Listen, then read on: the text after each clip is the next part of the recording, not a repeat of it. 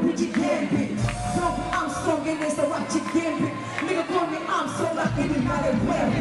That shit, be your confessor, so I don't stop. Wreck me, I'm put jay ko back to mama stop.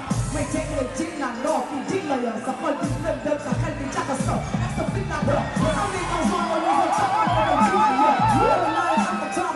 Say nigga feel like toxic. They gon' do it party, girl, till nigga go to you come. Man, you leave a plan, go nigga, run the boat, we say my top. There's the old in the corner, stopping, you put them talking. Hello, the side to you, if you can't do it. Rap doesn't like this, we send you loud, loud. To the jack is where I'm from.